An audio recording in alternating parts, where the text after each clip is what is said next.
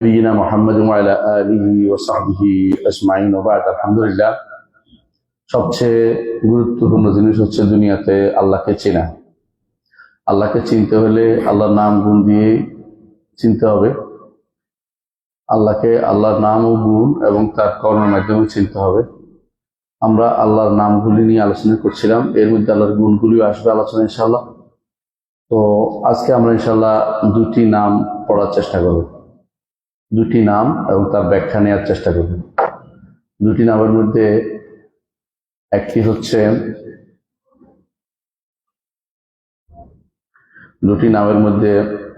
হচ্ছে আল ওয়াহাব, আরেকটি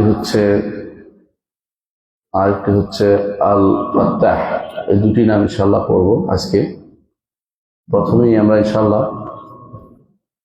আল্লাহর প্রথম নাম আল ওয়াহাব নিয়ে আলোচনা করব। কোরআনে কারিমে আল্লাহ তাআলা 3 জায়গায় আল ওয়াহাব নামটি নিয়ে এসেছেন। কোরআনে কারিমে তার নিজের জন্য ব্যবহার করেছেন আল ওয়াহাব। প্রথমে বলেছেন আল্লাহ তাআলা সূরা আল ইমরান 8 নম্বর আয়াতে, রব্বানা লা তুযিগ কুলুবানা বা'দা ইয হাদাইতানা ওয়া হাব লানা মিন লাদুনকা রাহমাহ ইন্নাকা আনতাল ওয়াহাব।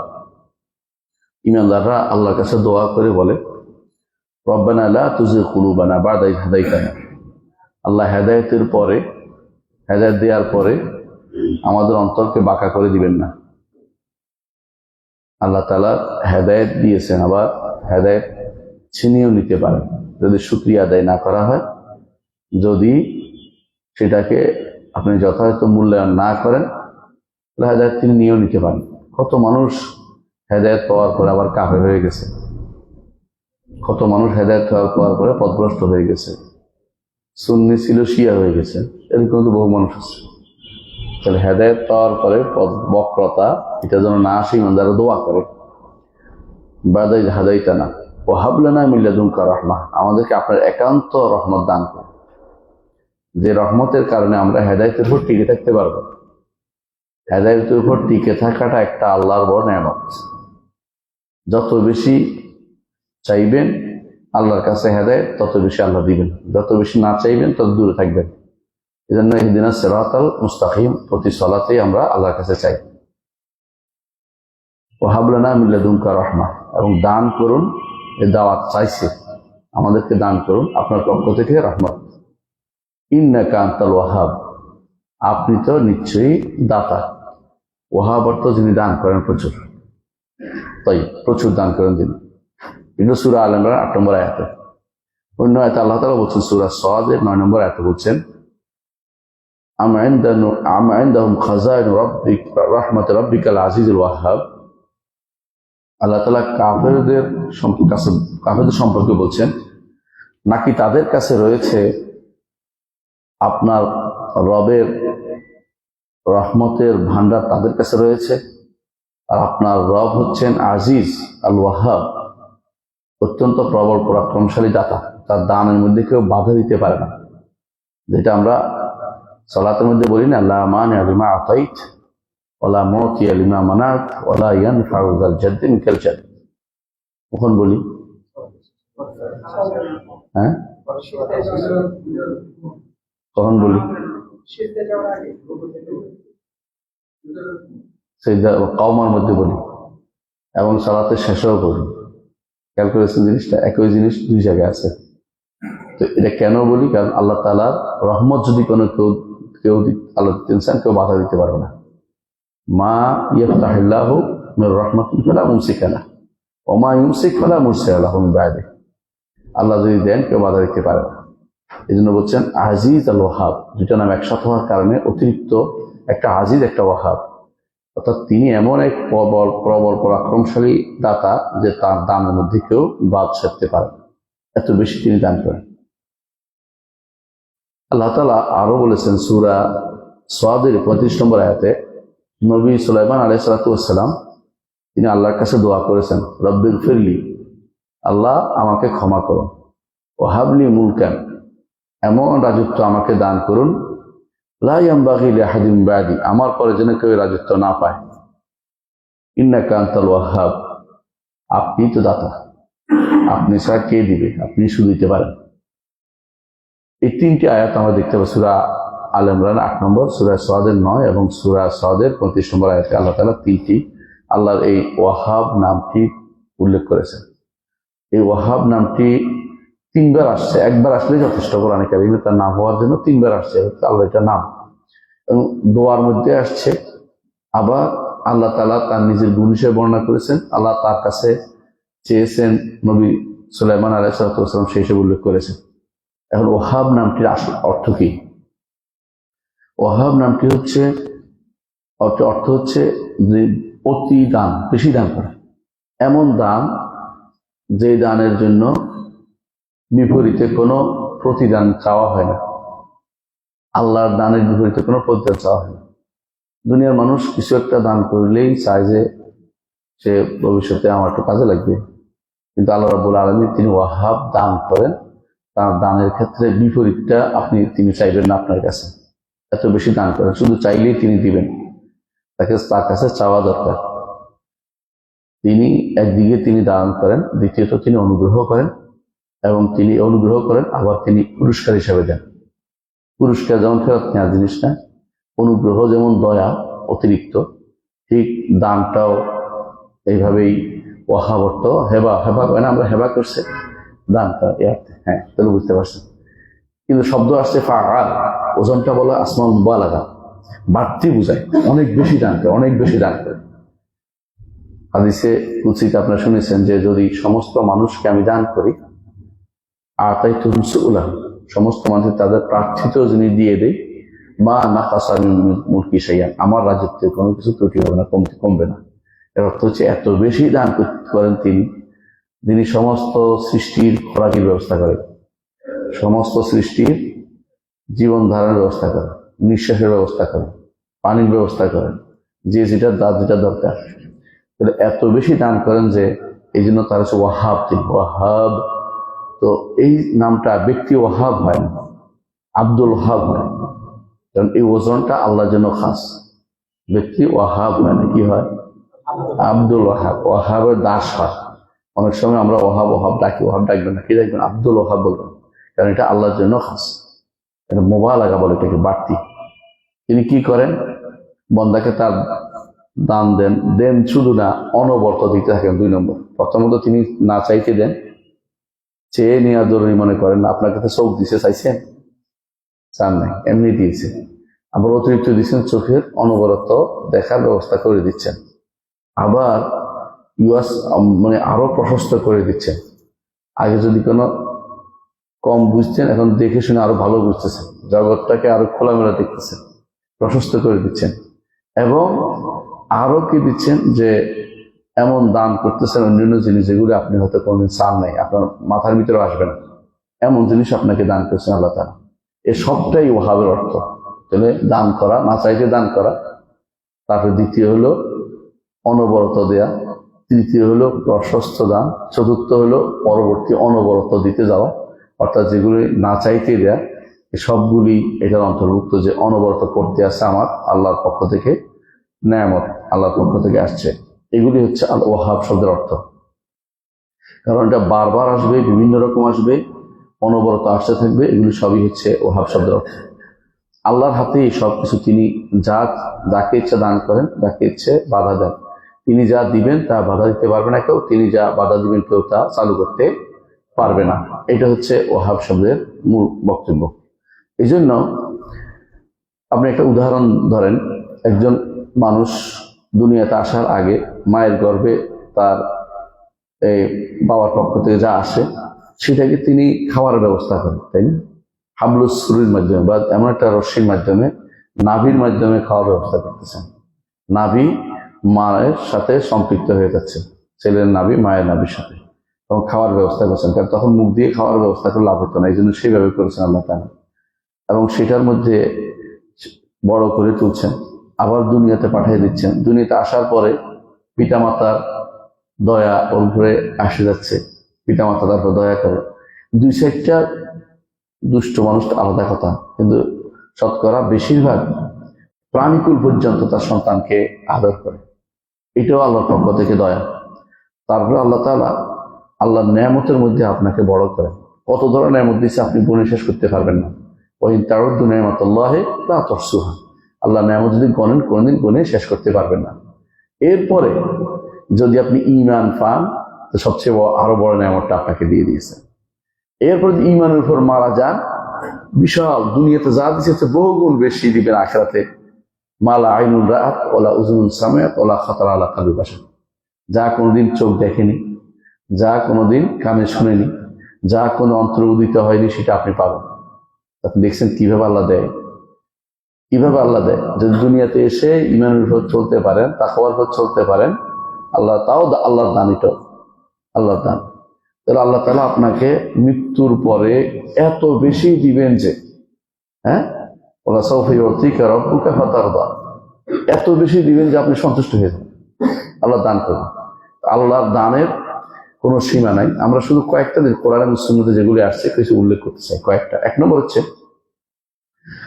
আল্লাহ তাআলা উল্লেখ করেছেন যে বান্দাদের জন্য তো রহমত দিয়েছেন, রহমতের কথা উল্লেখ করেছেন, এবং যে এই রহমত পেয়েছে দুনিয়া ও আখিরাতে সৌভাগ্যশালী হয়েছে।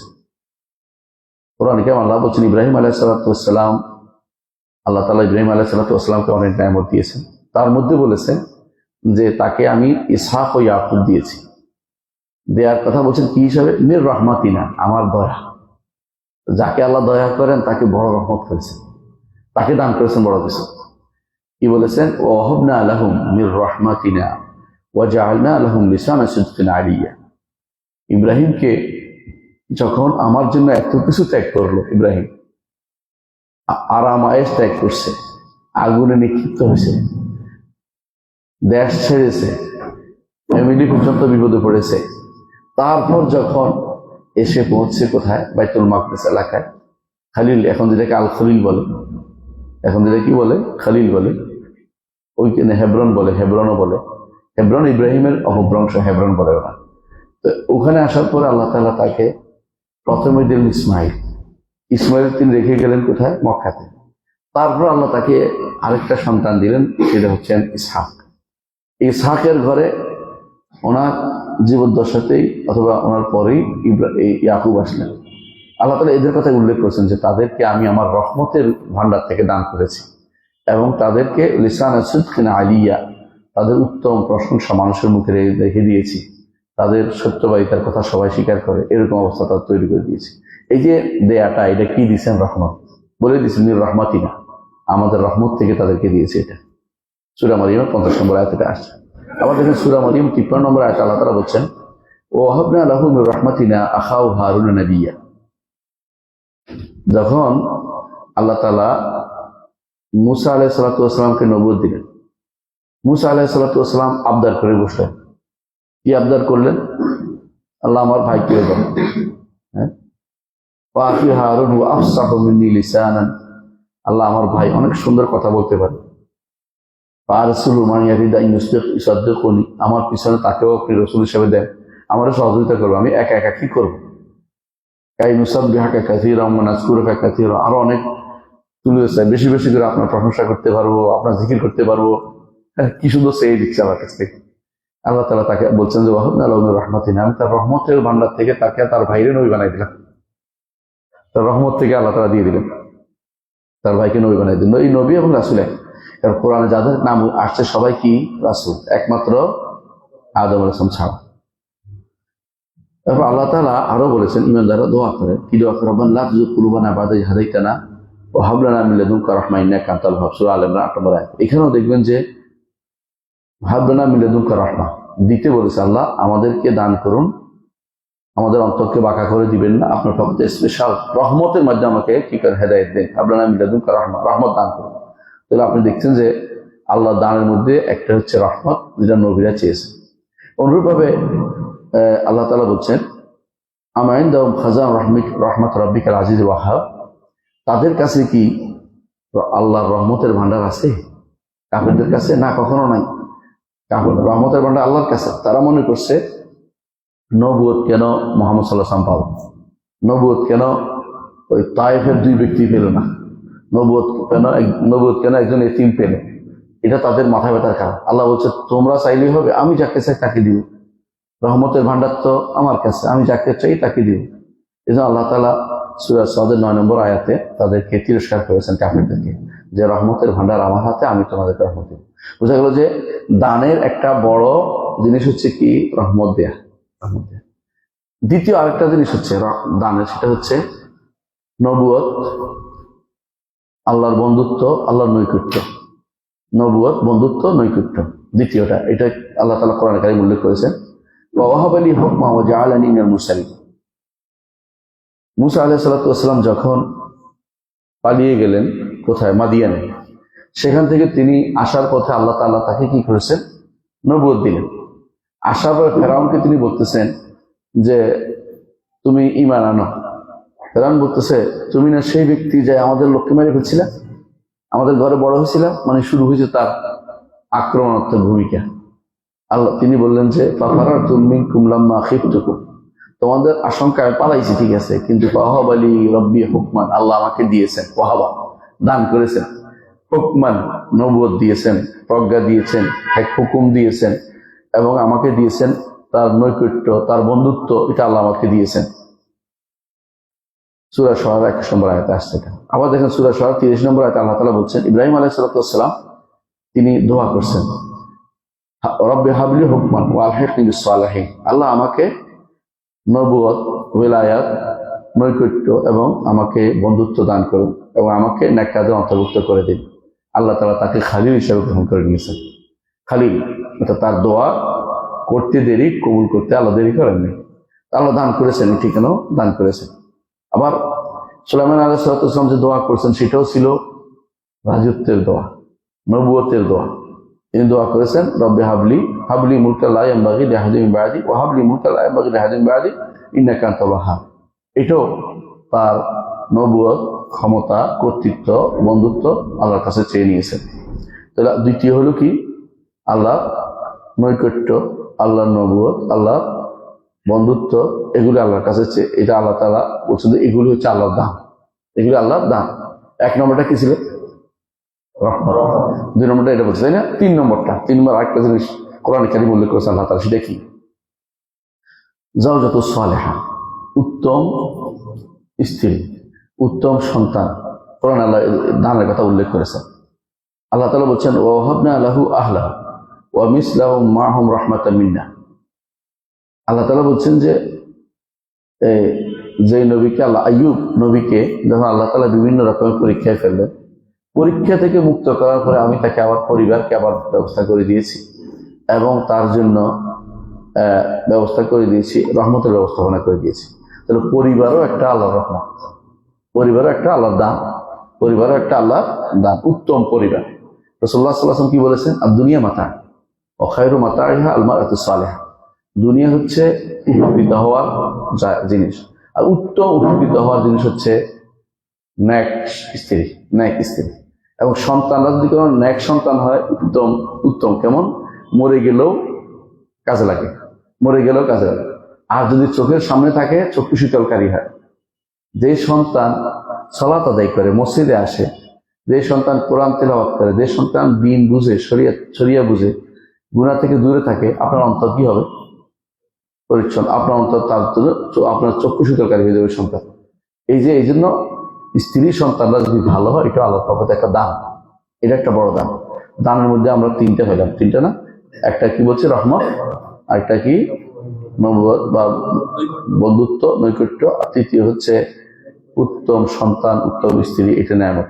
এটা আরেকটা দলিল দেখেন, ইমানদাররা দোয়া করে বলে, সূরা ফুরকানের শেষে আমরা পড়ছেন দোয়াটা, সেটা কি, সূরা ফুরকানের 74 নম্বর আয়াত, ওয়াল্লাযীনা ইয়াকুলুনা রব্বানা হাব লানা মিন আজওয়াজিনা, আল্লাহ আমাদেরকে দান করুন, ওয়াহাব থেকে, বুঝছেন তো, দান করুন আমাদের স্ত্রীদের থেকে, আমাদের সন্তানদের কুররাতা আইয়ুন, যারা আমাদের চক্ষু শীতল করবে, ওয়াজআলনা লিল মুত্তাকিনা ইমামা, আমাদেরকে মুত্তাকিদের ইমাম বানিয়ে দেয়। এটা হচ্ছে ইমানদারদের দোয়া। আর অন্যরা কি দোয়া করে, পয়সার কথা বলে দেয়, চাকরির কথা বলে দেয়, ইত্যাদি কথা বলে দেয়। ইমানদাররা চক্ষু শীতলকারী, চক্ষু শীতলকারী ব্যক্তি, সন্তান এবং স্ত্রীর চক্ষু শীতলকারী হলে ঘর শান্তি, দুনিয়া শান্তি। ঘর শান্তি নয়, পয়সালো হয়ে কোনো লাভ নেই। বাবাকে কোথায় পাঠাই দিবে, বৃদ্ধাশ্রমে পাঠাই দিবে, যত পয়সা হলে কোনো লাভ হবে না তখন। এই জন্য আপনার শান্তির জায়গা ঘর, এজন্য নবীরা এই দোয়া করতেন, নেককাররা এই দোয়া করতেন যে আমাদের সন্তানদেরকে, স্ত্রীদেরকে চক্ষু শীতলকারী বানিয়ে দেন। রাসূলুল্লাহ সাল্লাল্লাহু আলাইহি ওয়াসাল্লাম এই জন্য বলেছেন, উত্তম স্ত্রী হচ্ছে যে ওই ব্যক্তি, ওই নারী যে নারীর দিকে তাকালে স্বামীকে খুশি করে দেয়। আর স্বামী যদি অনুপস্থিত থাকে তা নিজেকে হেফাজত করে। স্বামীর সম্পদ তার কাছে থাকলে সেটাকে যথাযথ সংরক্ষণ করে। কিন্তু তিনটা গুণ উল্লেখ করা হয়েছে, গুরুত্বপূর্ণ তিনটি গুণ। তাহলে বোঝা গেল যে এগুলি হচ্ছে আপনার আল্লাহর দানের একটা অংশ, হচ্ছে উত্তম স্ত্রী। কোরআন কারীমে আল্লাহ তাআলা অন্যত্র বলেছেন সূরা আম্বিয়ার ৭২ নম্বর আয়াতে, ওয়াহাবনা লাহু ইসহাক ওয়া ইয়াকুবা নাফিলাতান, আমরা ইব্রাহিমকে দিয়েছি, ইসহাক দিয়েছি, ও ইয়াকুবা নাফিলাতান, আরো অতিরিক্ত ইসহাকের ঘরে ইয়াকুবকেও দিয়েছি, মানে তার বংশের মধ্যে নবুয়ত রেখে দিয়েছি, অতিরিক্ত দান করেছেন। এটা দান, আল্লাহর পক্ষ থেকে দান। ওয়া কুল্লান জাআলনা সালিহিন, সবাইকে আমরা নেককার বানিয়েছি। নবীরা সব নেককার। এই জন্য আল্লাহ তাআলা আরো বলেছেন, ফাস্তাজাবনা লাহু ওয়া ওয়াহাবনা লাহু ইয়াহইয়া ওয়া আসলাহনা লাহু যাওজা। দেখুন, জাকারিয়া আলাইহিস সালাম দোয়া করেছেন। জাকারিয়া আলাইহিস সালাম দোয়া করেছেন, কি দোয়া করেছেন? যে রব্বি হাবলি মিন লাদুনকা যুররিয়াতান তাইয়্যিবা ইন্নাকা সামিউদ দুআ, আল্লাহ আপনার পক্ষ থেকে আমাকে দান করুন উত্তম সন্তান। আপনি তো সামিউদ দুআ, আপনি তো দোয়া শুনেন, আপনি দোয়া শুনেন, দোয়া কবুল করেন। আল্লাহ বলছেন ফাস্তাজাবনা লাহু, আমি তার দোয়া কবুল করলাম, ওয়া ওয়াহাবনা লাহু ইয়াহইয়া, তাকে আমি ইয়াহইয়া দান করলাম, তাকে ইয়াহইয়া দান করলাম। ওয়া আসলাহনা লাহু যাওজা, ইয়াহইয়া আসার জন্য যতটুকু দরকার বৃদ্ধ বয়সে তাকে সেরকম তৈরি করে দিলাম। অর্থাৎ বৃদ্ধ হইলে সন্তান হয় না সাধারণত, কিন্তু আল্লাহ সেই ব্যবস্থাপনা করে দিয়েছেন। তাহলে বোঝা গেল যে আল্লাহ তাআলা সন্তান হওয়াটা এটা আল্লাহর পক্ষ থেকে, নেক সন্তান হয় এটা আল্লাহর পক্ষ থেকে দান। আল্লাহ তাআলা আরো বলেছেন, ওয়াহাবনা লিদাউদ সুলাইমান, আর আমরা দান করেছি দাউদকে সুলাইমান অর্থাৎ সন্তান দান করেছে। নি'মাল আবদু ইন্নাহু আওয়াব, অতি কত উত্তরই না আল্লাহর বান্দা সে তো আমার কাছে প্রত্যাবর্তনকারী। কে? দাউদ ও সুলাইমানও আল্লাহর কাছে প্রত্যাবর্তনকারী উভয়।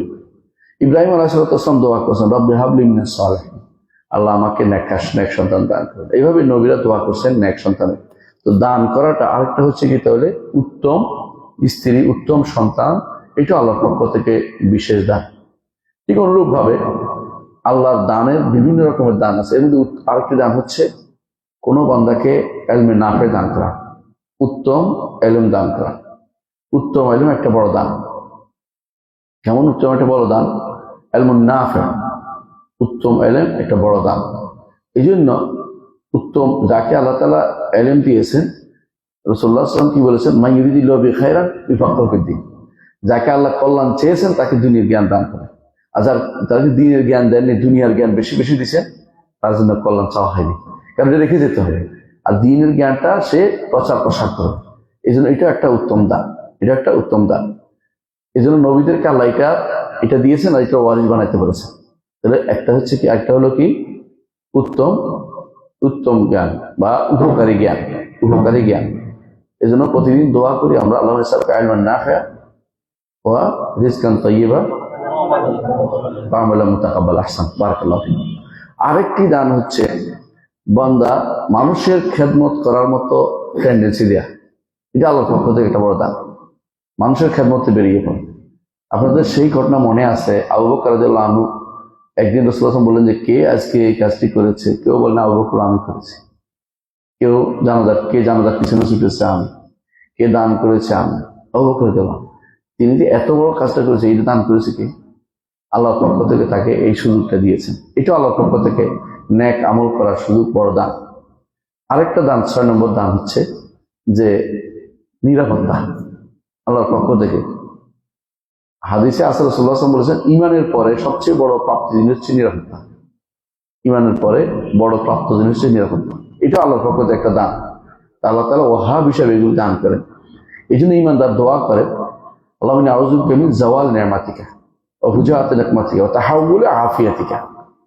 আমি আপনার কাছে আশ্রয় চাই মিন যাওয়াল নি'মাতিকা, নেয়ামত চলে যাওয়া থেকে, ও যাওয়াল ওয়া ফুজাআতি নিকমাতিকা, আপনার কোনো পাকড়াও থেকে, কঠিনভাবে পাকড়াও থেকে, হঠাৎ পাকড়াও থেকে, ওয়া তাহাউলি আফিয়াতিকা, আপনার নিরাপত্তা পরিবর্তিত হওয়া থেকে। নিরাপত্তা চাই, আমি স্থায়ী নিরাপত্তা যেন স্থায়ীভাবে হয়।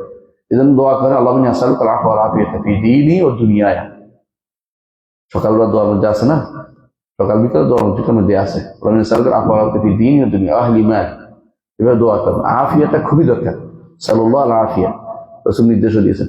এগুলো হচ্ছে আল্লাহর রহমতের বিশেষ দান। আমরা কয়টা বলেছি? ছয়টা বলেছি।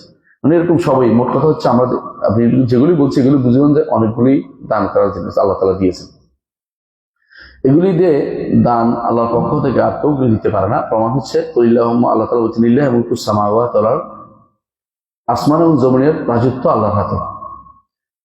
ইয়াখলুকু মা ইয়াশা, যা ইচ্ছা তা সৃষ্টি করেন তিনি। ইয়াহাবু লিমান ইয়াশা ইনাসা, যাকে দান করেন ইচ্ছা করেন মেয়ে। ও ইয়াহাবু লিমান ইয়াশা যুকুর, যাকে ইচ্ছা করেন সন্তান ছেলে দেন, কাউকে ছেলে দেন কাউকে মেয়ে দেন। আউ ইজাউজুহুম যুকরান ওয়া ইনাসা, আর অথবা কাউকে ছেলে মেয়ে উভয়টা দেন। ওয়াজালু মান ইয়াশা আকিমান, কাউকে সন্তানই দেন না, কাউকে সন্তান করে দেন। ইন্নাহু আলিমুন কাদির, তিনি জানেন কার জন্য কি অ্যাপ্রোপ্রিয়েট হবে। কাদির, তিনি দিতে সক্ষম, যাকে যেটা দেওয়া দরকার তাকে সেটা তিনি দেন। সূরা সূরা 49-50 নম্বর আয়াতে বলেছে। এই জন্য আল্লাহর পক্ষ থেকে এই সন্তান একটা বড় নিয়ামত, কন্যা একটি নিয়ামত, স্ত্রী একটি নিয়ামত, উভয়টা হওয়া একটি নিয়ামত, এগুলো সবগুলো আল্লাহ এখানে উল্লেখ করেছেন। ইয়াহাব, যে তিনি দান করেন, ওয়াহাব হিসাবে তিনি দান করেন, ওয়াহাবা বলে দান করেন তিনি। এই জন্য ইমানদার সবসময় যে এই নিয়ামতটি পাবে যে আল্লাহর দান মনে করবে, নিজের ক্রেডিট মনে করবে না। ইন্নামা উতিতু আলা ইলমিন কে বলেছিল? মনে আছে? কারুন বলেছিল, যখন তারে বলা হয়েছিল যে তুমি আল্লাহ তাআলা ওয়াবতাগি ফীমা আতাকাল্লাহু আদ-দারুল আখিরাত, আল্লাহ তোমাকে যা দিয়েছেন এটা দিয়ে আখিরাতের জন্য কাজ করো, তুমি কাজে লাগাতে পারো। সে কি বলছে? ইন্নামা উতিতু আলা ইলম, আমি এটা পেয়েছি বুঝে শুনে পেয়েছি, অনেক কষ্ট করে জ্ঞানে বুঝে আমাদের বুদ্ধিশুদ্ধি আছে বলে পেয়েছি। অনেকে বলে তোমার মতো হলে আর পয়সা হওয়া লাগতো না, তুমি বেশি পণ্ডিতি করিও না, দাও। ব্যবসার জন্য অনেক কি লাগে, অনেক বুদ্ধিশুদ্ধি লাগে, ইত্যাদি ইত্যাদি কথাবার্তা। এই কারণের কথা। আল্লাহ দিয়েও পরীক্ষা করেন, নিয়েও পরীক্ষা করেন। সুতরাং তাকে দিয়ে পরীক্ষা করেছে, তখন পরীক্ষায় ফেল করছে, লাখাসাফনা বিহি ওয়া বিদারিল আরদ, তাকেও ডুবাইছি, তার সম্পদও ডুবিয়ে দিয়েছি। ইতিহাসে বহু ধনী মানুষ ছিল, পরে ফকির হয়ে গেছে। আবার কত ফকির ছিল, পরে পয়সাওয়ালা হয়ে গেছে।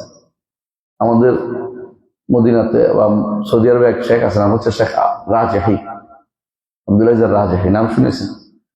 একটা টাকার জন্য ওই মাদ্রাসার ইয়াতে যাইতে পারে নাই, মানে মাদ্রাসার ছেলেরা যায় সবাই যে মাঝে মধ্যে একসাথে, কি বলে এটা, শিক্ষা সবল যেতে পারছে না।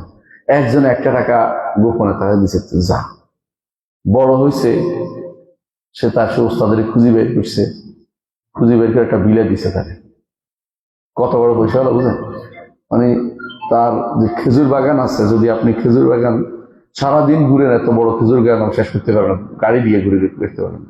মক্কাতে যে ইফতার খাওয়ান, তার খেজুর বাগানের সব খেজুর মানুষের সেখান থেকে সব পাঠিয়ে দেয় মক্কাতে ইফতার খাওয়ানোর জন্য। এরকম পয়সা হলো তিনি। রাজশাহী ব্যাংক মালিক তিনি, এটা ইসলামিক করে ফেলছে দিন পুরোটাই। তো বলছিলাম যে আল্লাহ তাআলা কখন কার উপরে কি আনেন, কেউ যেন মনে না করে যে এগুলি নিজে পাইছে, এগুলিকে আল্লাহ দিয়েছেন মনে করতে হবে। ইয়াহাব, আল্লাহর পক্ষ থেকে ওয়াহাব, তিনি দান করেছেন। এটা হচ্ছে ইমানদারের কাজ। ইমানদার এই জন্য সবসময় আল্লাহর নিয়ামতের উপরে কি করবে? শুকরিয়া আদায় করবে, শুকরিয়া আদায় করবে। যেমন কে করেছে? ইব্রাহিম আলাইহিস সালাম, তিনি কি দোয়া করছেন? আলহামদুলিল্লাহিল্লাযী ওয়াহাবা লি আলাল কিবারি ইসমাঈল ওয়া ইসহাক ইন্না রাব্বি লাসামিউদ দুআ। সূরা ইব্রাহিম 39 নম্বর আয়াত আল্লাহ তাআলা বলছেন যে ইব্রাহিম আলাইহিস সালাম দোয়া করে বলছেন, আল্লাহ শুকরিয়া আদায় করছে যিনি আমাকে বৃদ্ধ বয়সে ইসমাঈল আর ইসহাক দিয়েছেন। বৃদ্ধ বয়স না? কত বৃদ্ধ? হ্যাঁ, 80 বছর বয়সে, 75 বছর বয়সে। আল্লাহ তাআলা এই বয়সে সাধারণত সন্তান সন্ততির মুখ মানুষ দেখে না, কিন্তু আল্লাহ তাআলা তাকে ব্যবস্থা করেছেন। এবং দিয়েছেন তো দিয়েছেন, দুইজন দিয়ে আল্লাহ তাআলা 2 উম্মাহ বানিয়ে দিয়েছেন। একজন দিয়ে বনু ইসহাক, আরেকজন দিয়ে বনু ইসমাঈল।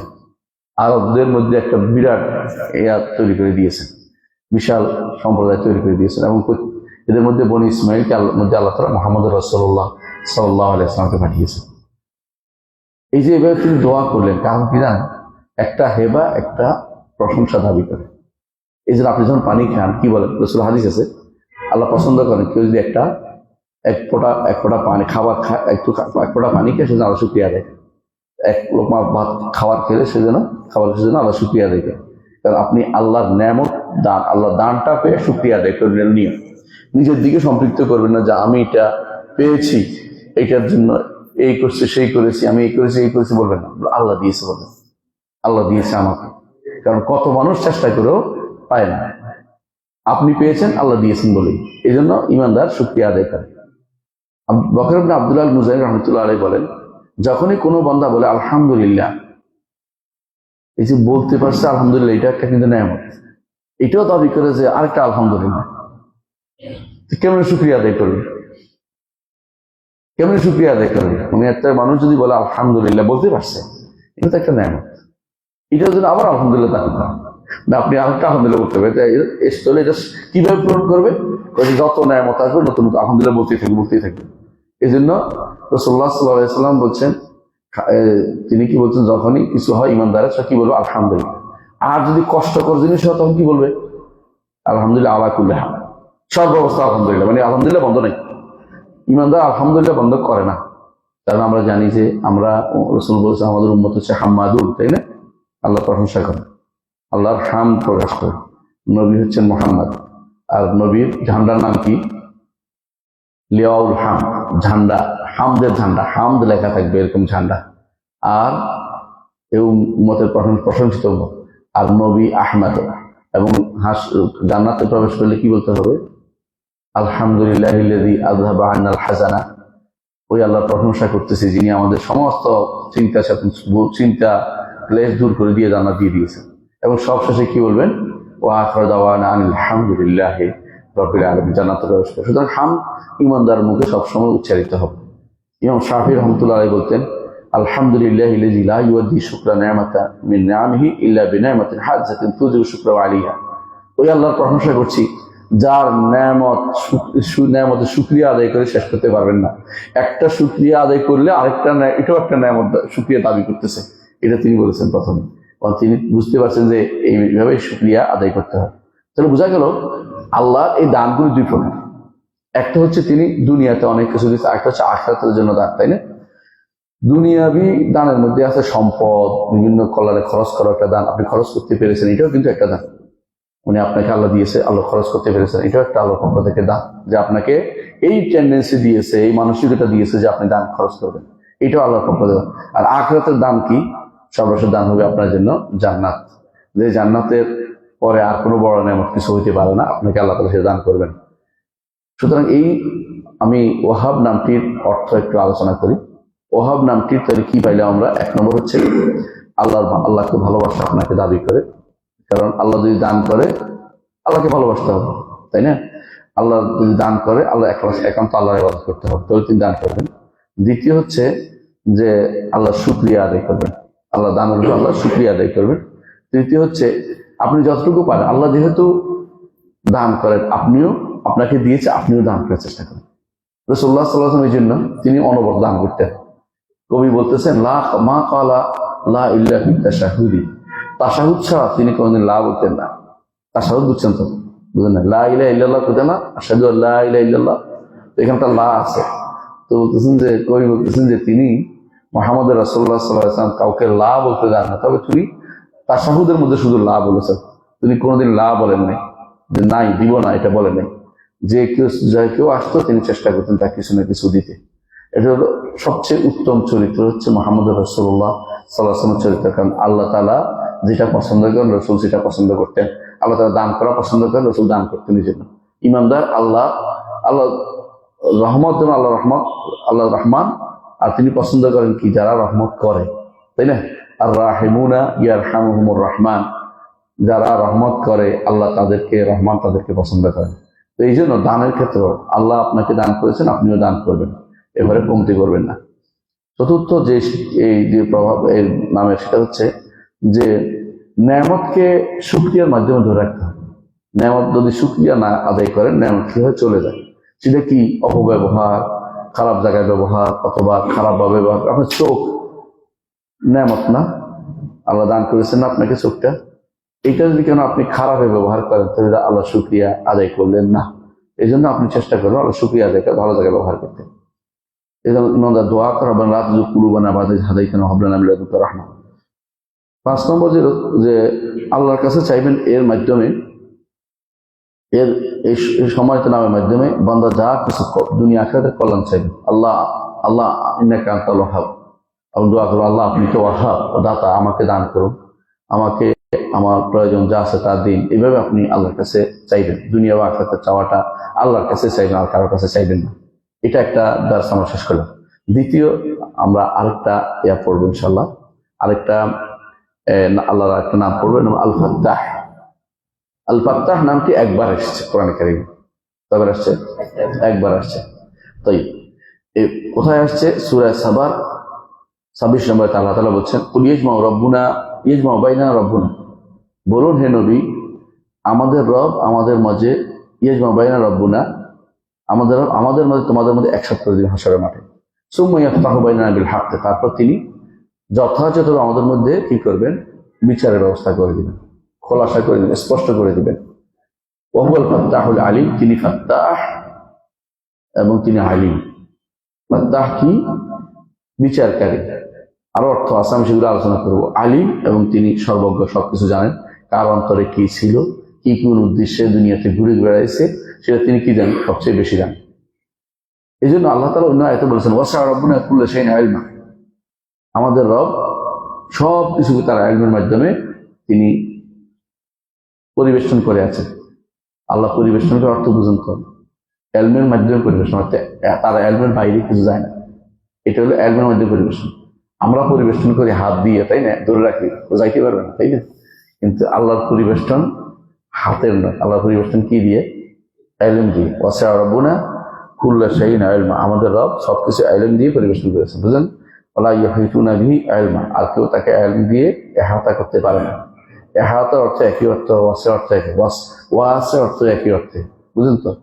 তাই এরপর আল্লাহ তাআলা বলছেন, আল্লাহ তাওয়াক্কালনা, আল্লাহর উপর আমরা তাওয়াক্কুল করলাম। আল্লাহ আমাদের শিখিয়ে দিচ্ছেন কিভাবে বলতে হবে। রব্বানা ইফতাহ বাইনানা ওয়া বাইনা কওমিনা বিল হক্কি ওয়া আনতা খায়রুল ফাতিহিন। নবীরা এটাই বলতেন যে আমাদের মাঝে, আমাদের কওমের মধ্যে যথাযথভাবে কি করেন? আপনি ফাতহা করে দিন, মীমাংসা করে দিন, ভাগ করে দিন। ইমানদার একদিকে, কাফের আরেকদিকে। ইমানদার পুরুষরা এটা, কাফের পুরুষ এভাবে ভাগ করে দিন। আপনি উত্তম উত্তম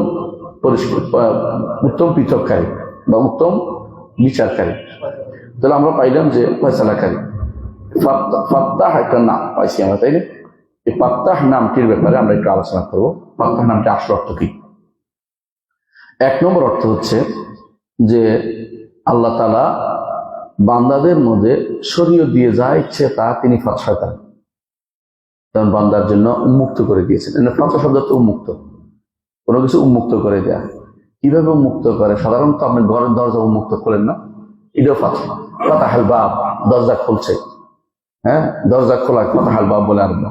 কিন্তু একটা হলো হেসি, অনুভূতি, মানে অনুভূতি। একটা হলো অনুভূতি না, এটা মানবিক। সেটা কি? আল্লাহ তাআলা আপনার জন্য বিশাল ভান্ডার, নেয়ামতের ভান্ডার উন্মুক্ত করে দিয়েছেন। এটা আবার আল্লাহ তাআলা আপনাদের শরীয়ত উন্মুক্ত করে দিয়েছেন, শরীয়তের বিধানগুলি আপনার জানিয়ে দিয়েছেন, এটা ইলম আপনাকে জানিয়ে দিয়েছেন। এগুলো সবই কিন্তু উন্মুক্ততা। কিছু আছে হেসি, মানে সরাসরি অনুভূতি দিয়ে আপনি হাত দিয়ে করেন, অঙ্গ প্রত্যঙ্গ দিয়ে করেন, এগুলি একটা। এগুলি এখানে উদ্দেশ্য না। আল্লাহর উদ্দেশ্য হচ্ছে ফাত্তাহ দ্বারা মানবিক, যেগুলি আপনার উপর আল্লাহ তাআলা অনবরত দিচ্ছেন, আপনাকে অনবরত আপনার উপর উন্মুক্ত করে দিচ্ছেন, বেশি বেশি করে আপনার উপরে আপনার জন্য দিয়ে দিচ্ছেন। এটা দুই ভাগেই করতে। একটা হচ্ছে, এটা দুই ভাগে। একটা হচ্ছে আল্লাহ তাআলা শরীয়ত হিসাবে যেটা দেন, আরেকটা হচ্ছে আল্লাহ তাআলা তাকদীর হিসাবে যেটা দেন। বুঝছেন কিনা? মানে শরীয়ত হচ্ছে সালাত, যাকাত, সওম। বারবার প্রথমে কি আসছে? সালাত, তারপরে কি যাকাত, তারপরে সওম, তারপরে হজ। দেখছেন তো? প্রথমে কালিমা। এভাবে আল্লাহ তাআলা শরীয়ত হিসেবে আপনাকে দিয়েছেন। কিন্তু আরেকটা হচ্ছে নির্ধারণ করে রাখছেন কার জন্য কি। ওইটাও কিন্তু ফাতহা। ইমানদারের জন্য একটা, কাফেরের জন্য আরেকটা নির্ধারণ করে রাখছেন। এটা একটা। আবার এটা দুনিয়ার যেমন শরীয়ত, আবার এর প্রতিদণ্ড আল্লাহর কাছে যখন যাবে সেটার প্রতিদণ্ড তিনি নির্ধারণ করেছেন। এটাও কিন্তু আল্লাহর ফাতহের একটা অংশ, যেটা তার শরীয়তের যে মানুষকে দিয়েছেন, উন্মুক্ত করে দিয়েছেন, এটার একটা প্রতিদান। এই তিনটা জিনিস হয়ে গেছে। একটা সে দুনিয়াতে শরীয়ত হিসেবে দিয়েছেন, যে মানবে তার জন্য জান্নাত, যে মানবে না তার জন্য জাহান্নাম। দুইটা হয়ে গেল। আর একটা হচ্ছে তাকদীর। তাকদীর জন্য আল্লাহ কার জন্য কি নির্ধারণ করেছেন কেউ জানতে পারবে না, তিনি নির্ধারণ করে দিয়েছেন যার জন্য যা ইচ্ছা। এটা হলো ফাত্তাহ। কার জন্য কতটুকু ফাতহ করেছেন। রিজিকের ভান্ডার আপনার জন্য কতটুকু রাখছেন, ইলমের ভান্ডার আপনার জন্য কতটুকু রাখছেন, হিকমতের ভান্ডার কতটুকু রাখছেন, কোনো ব্যক্তি এটা বলতে পারবে না, কিন্তু তিনি নির্ধারণ করে রাখছেন। এটাই হচ্ছে ফাতহ। এই জন্য সূরা ফাতহের 2 নম্বর আয়াতে আল্লাহ তাআলা বলছেন, মা ইয়াফতাহিল্লাহু লিন-নাসি মির রাহমাতিন ওয়ালা মুমসিকা লাহা। মানুষের জন্য আল্লাহ যে রহমত দিবেন, কেউ যে উন্মুক্ত করবেন, কেউ সেটাকে বন্ধ করতে পারবে না। ওয়ামা ইউমসিক ফালা মুরসিলা। যেটা আল্লাহ যে উন্মুক্ত দ্বারটা বন্ধ করে দিবেন, সেই দ্বারটা কেউ যেটা উন্মুক্ত করবে সেটাকে বন্ধ করতে পারবে না, আর যেটা বন্ধ করবে এটাকেও উন্মুক্ত করতে খুলতে পারবে না। মিন বাদি ওয়া হুয়াল আজিজুল হাকিম। এই জন্য ইবনে সাদি রাহমাতুল্লাহ আলাইহি বলেন যে দিন হতে পারে এটা, আবার প্রতিদানও হতে পারে। একটা হলো এটা দিনের দিক থেকে দুনিয়াতে যা দিয়েছেন, আর প্রতিদান হিসেবে আখিরাতে যা দিবেন। এই দুইটাই হুকমুশ শারঈ। একটা হুকমুল কাদারি, ফাতহ কাদারি যেটা, সেটা কি তিনি কার জন্য কি নির্ধারণ করেছেন এটা বলেন নাই। সেটা দুইটা দিক থেকেই আল্লাহ তাআলা মানুষকে শরীয়তের দ্বীনের উপরে বাদশা করেছেন।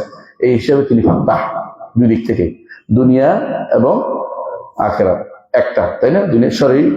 দুনিয়াতে কি দিয়েছেন শরীয়ত হিসাবে, আখিরাতে শরীয়তের পুরস্কার কার জন্য কি রাখছেন এটা, আর তাকদীর হিসাবে কার জন্য কি নির্ধারণ করেছেন। দুই দিক থেকে তিনি ফাতহ, যে কার জন্য কি মুক্ত করবেন তিনি জানেন। কথা বুঝে আসছে? সমস্যা?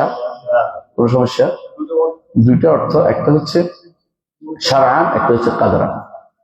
শারআন আল্লাহ তাআলা ফাতহ করেছেন। কি ফাতহ করেছেন?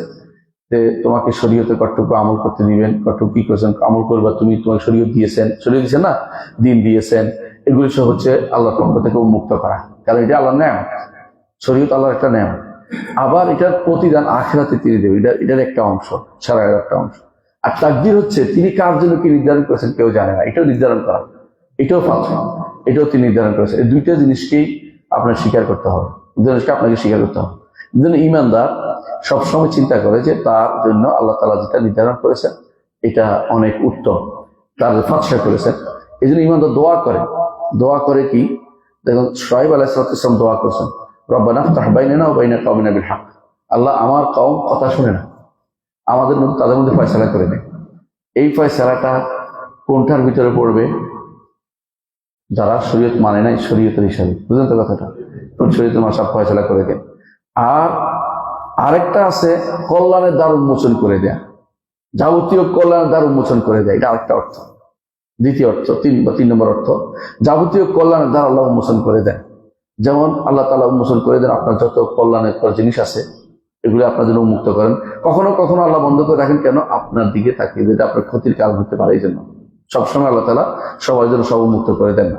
নূহ আলাইহিস সালাতু ওয়াস সালাম এরকম দোয়া করেছেন যে আল্লাহ আমার মাঝে, আমার কওমের মধ্যে আপনি কি করুন, ফয়সালা করে দিন। শব্দ করছেন রব্বানা ইফতাহ বাইনানা ওয়া বাইনা কওমিনা বিল হক, ফাতহ করে দিন। এই ফাতহ তো উন্মুক্ত করে দেয়া, মানে আলাদা করে দেয়া, চিনা পরিচিত হয়ে যাবে, এটা কারো সত্য করতে হবে। আরেকটা হচ্ছে মানুষের বিজয় দেয়া, এটাও কিন্তু ফাতহ, এটাও ফাতহ। যেমন রাসূলুল্লাহ সাল্লাল্লাহু আলাইহি ওয়াসাল্লামকে বিজয় দিয়েছেন কাদের উপরে? কাফেরদের উপরে। মক্কা আল্লাহ নাযিল করেছেন ইন্না ফাতাহনা লাকা ফাতহাম মুবিনা। আল্লাহ তিনি ফাত্তাহ হিসাবে তিনি বিজয় দেন, তার নেক বান্দাদেরকে বিজয়ের ব্যবস্থা করেন, নবী এবং নেক বান্দাদের বিজয়ের ব্যবস্থা করেন। এটাও কিন্তু আল্লাহর পক্ষ থেকে ফাতহ, এটা আল্লাহর পক্ষ থেকে ফাতহ। তাহলে বোঝা গেল যে আল্লাহর পক্ষ থেকে ফাতহের বিষয়টা ঈমানদারের জন্য অনেক উপকার বয়ে আনবে। 1 নম্বর হচ্ছে যে ঈমানদার যখন জানবে যে আল্লাহ তাআলাই শুধুমাত্র মানুষের জন্য ফাতহ করবে। যেমন ফাতহ বুঝেন আপনারা, যেমন যখন অনেক সময় আপনি চিন্তা করে বসে আছেন কি করবেন মাথায় আসতেছেন, কি কর্তব্য বিমুখে বসে রয়েছে। আল্লাহর পক্ষ থেকে অনেক চেষ্টা করে দেখবেন যে আপনার মধ্যে হঠাৎ করে একটা পথ খুলে গেছে। এই পথ খোলাটা কে খুলছে? ফাত্তাহ। তিনি শুধু পথ উন্মুক্ত করে দেন। আপনি অনেক সময় বিপদে আছেন, বিপদ থেকে বেরোতে পারতেছেন না, আপনি আল্লাহর কাছে সাহায্য চাচ্ছেন, এমন ভাবে বের হয়ে গেছেন যে আপনি চিন্তা করতে পারেন নাই। অনেক সময় অ্যাক্সিডেন্ট হবে হবে হবে, আল্লাহ তাআলা এমন ভাবে আপনাকে বাঁচিয়ে দিয়েছেন, আপনিও বাঁচছেন, গাড়িও বাঁচছে, সব বেঁচে গেছে, তাই না? অনেক সময় যে কিভাবে যে পারবো বুঝতে পারছি না, অনেক সময় আল্লাহ ব্যবস্থা, এটা না হলো ফাত্তাহ, কারণ তিনি ফাত্তাহ, আপনার জন্য ফাতহা করেছেন, আপনার জন্য ফাতহা করেছেন। এই জন্য আল্লাহ তাআলা মানুষের অন্তরকে অনেক সময় কি করেন, এই অন্তরের মধ্যে যে সমস্ত কিছু আসে, ভয় ভীতি বিভিন্ন চিন্তা চেতনা, এগুলি থেকে আল্লাহ তাআলা কি করেন, আপনাকে এই ফাতহা করে দেন, বিভিন্ন রকমের আপনার জন্য উন্মুক্ত করে দেন, পথ রচনা করে দেন নতুন করে। আবার আল্লাহ তাআলা আপনার জন্য যখন দেখেন যে ভালো কিছু পেয়েছেন, তখন আপনার মনটাকে খুলে দেন যে আল্লাহ তাআলা আমার জন্য ভালো লেগেছে, আল্লাহর উপর আপনার ভরসাটা বেড়ে যায়। এরপরে আপনি বলবেন যে আল্লাহ যা সিদ্ধান্ত নিয়েছে এটা ভালো, আল্লাহ যে ফাতহা করেছেন এটা ভালো, আপনার মধ্যে আসবে। এইটাও আল্লাহ তাআলার পক্ষ থেকে আপনার জন্য বিশেষ বড় নেয়ামত। সহিহ মুসলিমে আসছে, রাসূলুল্লাহ সাল্লাল্লাহু আলাইহি ওয়াসাল্লাম বলেছেন, তোমাদের কেউ যখন মসজিদে প্রবেশ করে তখন সে যেন দোয়া করে, কি বলে, আল্লাহুম্মা ফতাহ লি আবওয়াবা রাহমাতিক, আল্লাহ আপনার রহমতের দ্বারগুলি আমার জন্য খুলে দেন। তাহলে খুলে দেয়া, এটা আল্লাহর ফাত্তাহ নামের একটা সিফাত, অর্থাৎ আপনি খুলে দিতে ফেল, যে আল্লাহ আপনি খুলে দেন আমার জন্য রহমতের, উন্মুক্ত করে দিন রহমতের দ্বার সময়। রহমত দ্বারের অভাব নেই আল্লাহ। এর থেকে আপনি মসজিদে ঢুকার সময় দোয়াটা করেন, আল্লাহুম্মা ফতাহ লি আবওয়াবা রাহমাতিকা। সেটা কি হতে পারে, রিজিক হতে পারে, সেটা কি হতে পারে, ইলম হতে পারে, সেটা কি হতে পারে, আমল হতে পারে, বিভিন্ন রকম জিনিস হতে পারে। তাহলে বোঝা গেল যে আপনি এই দোয়াটা যখন করেন, তার অর্থ হচ্ছে আল্লাহর কাছে আপনি কি চাচ্ছেন, আপনি উন্মুক্ত চাচ্ছেন, বিশান্তি চাচ্ছেন। এই জন্য ফাত্তাহ নামটা আপনার আমার জীবনের জন্য অত্যন্ত উপকারী, অত্যন্ত গুরুত্বপূর্ণ। এই জন্য রাসূলুল্লাহ সাল্লাল্লাহু আলাইহি ওয়াসাল্লাম হাশরের মাঠেও যখন আমরা সবাই তার কাছে যাব, যে সবাই যেতে হবে, আমাদের জন্য বিচারের ব্যবস্থা করে দেন, আমাদের তো এই অবস্থা থাকা যাবে না, কারণ হাশর মাঠ তো বিশাল এবং সেখানে সূর্য মাথার উপরে। রাসূলুল্লাহ সাল্লাল্লাহু আলাইহি ওয়াসাল্লামের কাছে সবাই আদম থেকে শুরু করে ঈসা পর্যন্ত যাবে, কেউ রাজি হবে না আল্লাহর কাছে বলতে। রাসূলুল্লাহ সাল্লাল্লাহু আলাইহি ওয়াসাল্লাম কাছে গেলে তিনি বলবেন যে আনা লাহা, আমি এর জন্য আসি, আমি এর জন্য আসি, আমি সুপারিশ করতে যাব। তিনি তখন আল্লাহ আরশের নিচে যাবেন। হাদিসে শব্দ যেটা আসছে, বা আযহাব বা আখারু তাহতাল আরশি সাজিদা, আমি যাব এবং আরশের নিচে সিজদায় পড়ে যাব, যাব এবং আরশের নিচে সিজদায় পড়ে যাব। বা ইয়াফতাহুল্লাহু আলাইহি মিনাল মাহামিদ মা লা ইহসিল আদ, আল্লাহ তখন কথা করে দিবেন, এত প্রশংসা করার প্রশংসাগুলো আমার তো ঢেলে দিবেন, যাতে করে আমি অনবরত প্রশংসা করতে পারি। আর প্রশংসা শুনে আল্লাহ বলবেন যে ইশফা তুশাফা, আপনি সুপারিশ করেন, আপনার সুপারিশ গ্রহণ করা হবে, আপনি চান আপনাকে দেয়া হবে, আপনি দোয়া করেন আপনার দোয়া কবুল করা হবে। সাল তলতা, অর্থাৎ যেটা হচ্ছে আপনি চান আপনাকে দেয়া হবে, ইশফা তুশাফা, সুপারিশ করেন সুপারিশ গ্রহণ করা হবে। কিন্তু শব্দটা কি আসছে, যে যতক্ষণ পর্যন্ত আমি সুপারিশ শুরু করব না, যতক্ষণ পর্যন্ত আমি প্রশংসাই করতে থাকবো। এই জন্য আল্লাহর প্রশংসার বাণী অনেক বেশি, আল্লাহ এগুলি খুলে দিবেন, উন্মুক্ত করে দিবেন, যেটা এখন দেন। রাসূল বলছে আমি এখন জানি না এগুলি কি আল্লাহ তাআলা আমাকে দিবেন, কিন্তু ওই সময় আল্লাহ আমার জন্য সেগুলি ফাতহা করে দিবেন, নতুন করে সেগুলো উন্মোচন করে দিবেন। একটু ইমানদার চিন্তা করে যে আল্লাহ কার জন্য কি ফাতহা করে, এটাই। তো আল্লাহ ফাতহার বিষয়টা আমি কয়েকটা জিনিস উল্লেখ করবো, আপনারা বুঝতে পারছেন। যে এক নম্বর হচ্ছে কখনো কখনো আল্লাহ রিজিকের দ্বার উন্মোচন করে দেয়, রহমতের দ্বার উন্মোচন করে দেয় বান্দার জন্য একটা, তাই না? আবার কখনো কখনো হক এবং বাতিলের মধ্যে পার্থক্য করার জন্য একটা মানদণ্ড তার অন্তরের ভিতরে দিয়ে দেয়, সে বুঝতে পারে এটা হক, এটা এবং বাতিল। এটা খুবই দরকার, কারণ আল্লাহ বলেছেন ইয়াজআল লাকুম ফুরকান, যে তোমাদের জন্য ফুরকানের ব্যবস্থা করবে, হক এবং বাতিলকে পার্থক্য করতে পারবে। অধিকাংশ মানুষ হক বাতিল পার্থক্য করতে পারে, সব এটা সবাই তো ভালো কথা বলে তার কাছে, এটা যারা বলে তার হক বাতিল চিনতে পারবে, হক এবং বাতিলের পার্থক্য করতে হবে। 3 নম্বর হচ্ছে তার আল্লাহ বন্ধুদের জন্য দুনিয়া আখিরাতে উপকারী জিনিসের ব্যবস্থা করে দেয়। 4 নম্বর হচ্ছে কখনো কখনো নেককার বান্দাদের জন্য আল্লাহর পক্ষ থেকে বিশেষ দানের ব্যবস্থাপনা করেন, জুদ কারাম, একান্ত দান ব্যবস্থা করেন। কখনো কখনো তিনি বান্দাদের মধ্যে এমন একটা অবস্থা জারি করেন যে বান্দা মনে করে যে আল্লাহর হুকুমটাই যথাযথ, তিনি আহকামুল হাকিম, তার হুকুম যথাযথ ছিল।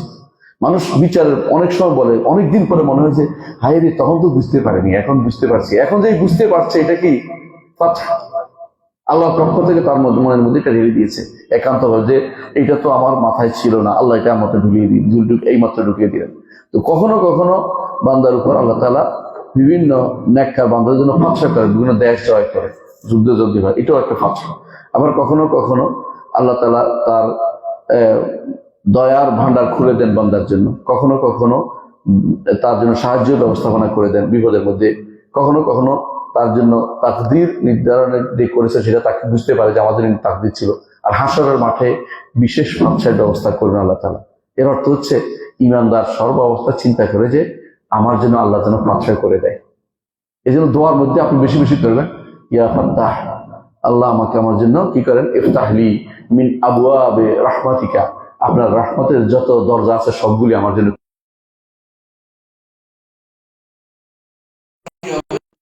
সংকীর্ণ হয়ে গেছে, যে অন্তরে আর কিছু নাই, সে অন্তরটিতে কি হবে, পানির ব্যবস্থা হয়ে যাবে।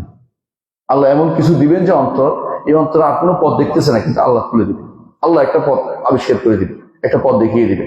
এমন অবস্থাতে অনেক সময় মানুষ বুঝতে পারে না যে কি করতে হবে। এমন সময় তার অন্তরের মধ্যে আসে যে বেশি বেশি দোয়া করি না কেন, বেশি বেশি ইস্তেগফার করি না কেন, বেশি বেশি আমি কোরআন তেলাওয়াত করি না কেন, এগুলি সবই মাধ্যমে তার অন্তরটা প্রশস্ত হবে। অনেক বুঝতে পারে না কি করবে, চুপ করে বসে রয়েছে, মন খারাপ বলে, কি বলে, আমার কি ডিপ্রেশন, ওদের শয়তানে পাইছে তারে। যদি বলতো যে না আমি এই ডিপ্রেশন আল্লাহর কাছে পড়তে থাকি, কোরআন তেলাওয়াত করতে থাকি, চাইতে থাকি, আল্লাহ মুক্ত করে দিবেন শয়তান। আর ডিপ্রেশন শয়তান দেখা যে কিছু করার নাই, তুই এবারে মরে যা, নিজে নিজে মরে যা, আত্মহত্যা করে, ডিপ্রেশন শয়তান আবিষ্কার। এই জন্য ওরা কি করে, ওর পিছনে দৌড়ায়। কিন্তু ইমানদারের জন্য আল্লাহ তাআলা কি করেন, ফাতহা করে দেন যে তোমরা তাড়াতাড়ি করে এখন আল্লাহর কাছে যাও। রাসূলুল্লাহ সাল্লাল্লাহু আলাইহি ওয়াসাল্লাম কানা ইযা হাযাবা আমরুন কামা ইলা সালাত, বিপদে পড়লে দৌড়ে যা সালাতে আসতেন। কি জন্য, যে সালাত দিয়ে আমি এখন আল্লাহর সাথে সম্পর্ক তৈরি করে নিই, এটা আমাকে যে কোনো অবস্থা থেকে মুক্ত করবে। রাসূলুল্লাহ সাল্লাল্লাহু আলাইহি ওয়াসাল্লাম বদরের যুদ্ধে দোয়া করতেছেন, চাদর পড়ে যাচ্ছে তার কান থেকে। আবু বকর রাদিয়াল্লাহু আনহু দেখে তার মায়া হলো, ইয়া রাসূলুল্লাহ, আল্লাহ অবশ্যই আপনাকে সাহায্য করবেন, মানে তার নবীর প্রতি দয়া হিসেবে এটা বলেছেন। কিন্তু আল্লাহ তাআলা নবীকে এই যে দোয়া করাটা তার জন্য কি করেছেন, বাছাই করে দিয়েছেন, দোয়া করতে হবে। এই জন্য ভালো যখন আপনি দেখবেন ভালো পাওয়ার জিনিস আসবে না, অটোমেটিক দোয়া আসতেছে। আর যেটা পাবেন না, এটা তো দোয়াই আসতেছে না, মানে পথ ছড়াই নাকি, পথ ছড়াই যে উন্মুক্ত করে দেয়। শুধু যে বিজয় তা নয়, আপনার অন্তরটাকে খুলে দেয়া, অন্তরের মধ্যে যে সমস্ত ত্রুটি আছে সেটাকে মুক্ত করার জন্য এটা খুবই জরুরি। কখনো কখনো ইমানদার অন্তরের ভিতরে দ্বীনের ভালোবাসা একটা আছে, দ্বীনের ভালোবাসা আল্লাহ দিয়ে দেন। বেলাল রাদিয়াল্লাহু আনহুকে যখন আঘাত করা হচ্ছে, সুমাইয়া রাদিয়াল্লাহু আনহাকে আঘাত করা হচ্ছে, এদের দ্বীনের ভালোবাসা এত বেশি পরিমাণ আল্লাহ পছন্দ করেছেন যে এরা পিছনের দিকে ফেরার চিন্তা ভাবনা আর কোনোদিন করতে পারে নাই, যে কোনো দিকে যাওয়া যাবে না, দ্বীনের ভালোবাসা তাদের অন্তরের ভিতরে গেঁথে দিয়েছেন। এটাও ফাঁসা, এটাও একটা ফাঁসা আল্লাহ তাআলার পক্ষ থেকে। অনেক সময় আপনি যারা সন্দেহে নিপীড়িত আছে, এদের সন্দেহ দূর করার জন্য আপনার অন্তর আল্লাহ এমন সব প্রশ্ন উত্তর দিয়ে দিবেন যেটা ফাঁসা। আমরা অনেক সময় দেখি যারা দেখবেন যে ডিবেট করতেছে, আমরা যদিও মুসলিমদের সাথে ডিবেটের প্রশ্ন পক্ষপাতী না, কিন্তু যদি কাফেরদের সাথে ডিবেটের সময় করতে হয়, যখন তারা পারে, যেমন আমাদের রাহুল ভালো পারে এটা, তো এরকম যারা পারে এদের কথা বলতেছি, যে এরা এই ডিবেটের সময় আল্লাহ তার অন্তরের ভিতরে হঠাৎ করে তার মধ্যে কি উত্তরটা জাগিয়ে দেয়, এটা আল্লাহ পক্ষ থেকে ফাঁসা। আমরা দেখবেন যে আসতেছে না, মাথা খারাপ, কি উত্তর দেবে, কেউ দেবো, হঠাৎ করে দেখবেন যে উত্তর এসে গেছে আল্লাহর পক্ষ থেকে, এটাও ফাঁসা। তো ইমানদার সন্দেহ সংশয় যারা ভোগে তাদের জন্য ফাঁসের ব্যবস্থাপনা করেন। অনুভাবে দেখবেন যে অনেক সময় আল্লাহ তাআলা কাফের অন্তর ফাঁসা করে দেন, যে ইমানের জন্য আহমান শারাহ আল্লাহু সাদরাহু লিল ইসলাম ওয়া হুয়া আলা নূরিন মির রাব্বিহ, কাফের ইমান আনে না, হঠাৎ করে তার অন্তরের ভিতরে আল্লাহ খুলে দিয়েছেন। ওমর রাদিয়াল্লাহু আনহু ইমান আনে না, কিন্তু আল্লাহ তাআলা উন্মুক্ত করে দিয়েছেন, ইমান নিয়ে এসেছেন। আমর ইবনে আস রাদিয়াল্লাহু আনহু কত ইমান আনে নাই, উল্টা পাল্টা কত কিছু করেছেন, ইমান এনেছেন। ঠিক আবু সুফিয়ান রাদিয়াল্লাহু আনহু কত ইমান আনে, পরে আল্লাহ উন্মুক্ত করে দিয়েছেন। এগুলি সব কিন্তু আল্লাহর পক্ষ থেকে বিশেষ ফাত, ইমানের জন্য বিশেষ ফাত। এটাও আমাদেরকে মনে রাখতে হবে যে আল্লাহ তাআলা এইভাবেও মানুষের অন্তরকে উন্মুক্ত করে দেন। আরেকটা কথা হচ্ছে, অনেকে দেখবেন হাদিস পড়ে, 30 বছর হাদিস পড়ায়, মাগার আমল নাই, বুঝছেন তো, অন্তর আল্লাহ তাআলা আমলের জন্য উন্মুক্ত করে দিয়ে, সুন্নাহকে কিভাবে আঁকড়ে ধরবে সে চিন্তা থাকে, একটা সুন্নাহ ফেলে কিভাবে আমল করতে হবে চিন্তা থাকে। সুবহানাল্লাহ, আমি একজন ঢাকা বিশ্ববিদ্যালয়ের এক টিচারকে পেয়েছি, যিনি একটা সময় ছিলেন পিএসসির চেয়ারম্যান ছিলেন, নাম বলতে চাচ্ছি না। আমি ওনার বাসায় গেছি বেড়াতে, উনি আমার একটু দাঁড়ান, আমি একটা আলাদা দিয়ে আসি। চিন্তা করেন, একটা মানুষ বলে যে, আমি বললাম যে আমি না, এটা আমার সুযোগ, আপনি কেন দিবেন, আমি এটা আলাদা দিলে সব পাবো। মানে সে সুন্নতটা পাওয়ার জন্য, হাসরের দিন যেন তার হাতটা লম্বা হয়, এই আশায় তিনি আজান দিতেছেন। মানে উনি যে একজন প্রফেসর ইউনিভার্সিটি, তার কোনো এই চিন্তায় নাই যে আমাদের মানুষে কি বলবো, ওই চিন্তা শেষ। কারণ হাসরের মাঠে আমাকে আল্লাহর সামনে দাঁড়াতে হবে, তখন যদি আমার ঘাটটা উঁচু হয়ে যায়, হাদিসে আছে সুন্নতটা কিভাবে আমল করতে পারেন, এই জন্য কেউ যারা আল্লাহ তাআলা ফাতশা করে দিয়েছে সুন্নতের আমল করতে কোনো ছাড় দেয় না, যে আমি সুন্নতের আমল করতেছি, কে কি বললো আমার কিছু যা আসে না। এটা কিন্তু একটা বিশাল নেয়ামত যে আপনার জন্য আল্লাহ তাআলা সুন্নতের পাকড়া আঁকড়ে ধরার একটা ব্যবস্থা করে দিবেন, এবং সুন্নতের অনুসারীদের প্রতি ভালোবাসা আপনার জন্য আসবে, যে যারা সুন্নতের অনুসারী তাদেরকে ভালোবাসবেন। এখনো আপনি দেখবেন, আপনি এখানে এক সালাফি আছে, পৃথিবীর অন্য কোথাও এক সালাফি আছে, তাদের ভালোবাসা মানুষ কেন, সেও সুন্নতের অনুসারী, আমিও সুন্নতের অনুসারী। এই ভালোবাসা আল্লাহ পক্ষ থেকে ফাতশা করে দিয়েছে আল্লাহ তাআলা আপনার জন্য। অনুরূপভাবে যারা দ্বীনের ইলমের কাছে দেখলে রত আছে তাদের জন্য ভালোবাসা দিয়ে দিয়েছে আল্লাহ, কি সুযোগ পাইলেই পড়াবে। সুবহানাল্লাহ। আমাদের শেখ মোহাম্মদ বিন সালেহ আল উসাইমিন রাহিমাহুল্লাহ মৃত্যুর আগে ডাক্তার তাকে নিষেধ করেছে, ওনার ক্যান্সার ছিল, যে উনি যেন আজকে না যায়। উনি বারবার বলতেছে এরা গাড়ি নিয়ে আসে না কেন, বলতে চাচ্ছে না ওরা যে আপনি যেতে পারবেন না, আমরা শরীর কুলায় না কেন, কষ্ট পাবো। তো ছেলেটা বসে রয়েছে আমার জন্য, ছেলেটা আমার জন্য বসে রয়েছে, এই ওরা না নিয়ে আসলে তুমি গাড়ি নিয়ে আসো, ছেলেকে বলতেছে তুমি গাড়ি নিয়ে আসো। তখন এসে বলতেছে, ডাক্তার এসে বলতেছে আপনি আসলে আজকে যেতে পারবেন না, আপনার শরীরের যে অবস্থা যেতে পারেন, কারণ আমি যেতে পারবো, তোমরা আমাকে বাধা দিচ্ছ। মানে ভালোবাসা কতটুকু আল্লাহ দিন প্রসারের জন্য, যে তারা কোনো কিছুকেই পরোয়া করে না, কার কি বললো যায় আসে না, এরা চায় যে কিভাবে আল্লাহ দিন প্রসার করবে। এটা আল্লাহ পক্ষ থেকে বিশেষ পাচ্ছা তার জন্য। এই পথটা বিশাল পথ, বিশাল পথ। দিন যেমন আসছে, নশ্বর দিনের মধ্যে আল্লাহ তাআলা তার অন্তরটাকে উন্মুক্ত করে দিয়েছেন, সে কারো কোনো পরোয়া সে করছে না। অনুরূপভাবে আল্লাহ দিনকে তাতবিক কিভাবে দিবে, মানুষের মধ্যে প্রচার প্রসার সাথে সাথে নিজে কিভাবে বাস্তবায়ন করবে, বাস্তবায়ন করার কত পদ্ধতি আছে সেই চিন্তা সে বিভোর থাকে। কিভাবে পরবর্তী প্রজন্ম দিনের উপর বড় হবে, সুন্নতের উপর বড় হবে, সেই চিন্তা সে থাকে সবসময়, যে যদি একটা বই লিখি, যদি এটা কিছু করি, হয়তো হতে পারে পরবর্তী প্রজন্ম এটার উপরে থাকবে, আমি সাদাকা জারিয়ে পাবো, এটা আমার জন্য বড় নেমন। এটা আল্লাহর পক্ষ থেকে বিশেষ কথা। অনেক সময় আপনি চিন্তা করেন এটা কেন করছে, দেখবেন আমি মাঝে মধ্যে বলি সুবহানাল্লাহ, শাইখ হুসাইন মোহাম্মদ আব্দুল্লাহ রাহমাতুল্লাহ আলাইহি, দেখেন এই কিতাবটা যে লিখেছে কিতাবুত তাওহীদ, আপনারা যারা পড়েছেন দেখবেন এরকম এত সুন্দর কিতাব ইতিপূর্বে গত 1400 বছরে কেউ লেখেনি। তাওহীদুল উলুহিয়ার উপরে আলাদা কিতাব এভাবে আল্লাহ যেন রেখে দিয়েছেন, যে এটা মুহাম্মদ বিন আব্দুল ওয়াহাবের উপরে ফাতশা করে এইভাবে লিখে দিয়েছেন। ইবনে তাইমিয়া রাহমাতুল্লাহ আলাইহি আকীদাতুল ওয়াসিতিয়া, অথবা ফাতাওয়াল হামাবিয়াল কুবরা, অথবা আকীদাত তাদমুরিয়া, আপনি দেখবেন যে এরকম আপনি আরেকজন খুঁজে পাবেন না যারা এরকম সুন্দর করে লিখতে পেরেছে। আল্লাহ বিশেষভাবে তাদের জন্য ফাতশা করেছে। মাঝে মধ্যে আমি চিন্তা করি সুবহানাল্লাহ, এদেরকে আল্লাহ কেন এত সুন্দর পছন্দ করেছে, অন্তরটাকে আল্লাহ দেখেছেন তাদের, এই জন্য আল্লাহ ফাতশা করে তাদের অন্তরের ভিতরে ঢেলে দিয়েছেন যে তোমার দ্বারা এই কাজ হবে, আর কারোর দ্বারা না হলো। এমন সব কাজ আলেমরা করে, মাঝে মধ্যে আশ্চর্য হতে হয়। ইমাম যাহাবী বলতেছে আমি জানি না ইমাম নবী আল্লাহর কাছে কি দোয়া করেছেন যে আল্লাহ তার জন্য এত ফাতশা করে দিলেন। তার কিতাব 40 হাদিস দুনিয়া জোড়া মানুষ মুখস্থ করে, রিয়াদুস সালেহিন সবাই পড়ে। তিনি তখন বললেন যে আল্লাহ আমাকে এরকম একটা ব্যবস্থা করে দেন, দোয়া করেন। সবাই তার ছাত্র বলতেছে আল্লাহ আপনারও এরকম করছে, আপনার বই সারা দুনিয়ার মানুষ পড়ে।